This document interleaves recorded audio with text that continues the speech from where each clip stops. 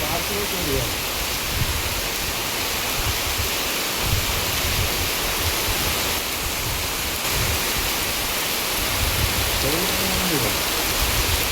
পাহাড় তো পুরো অন্ধকার করে দিল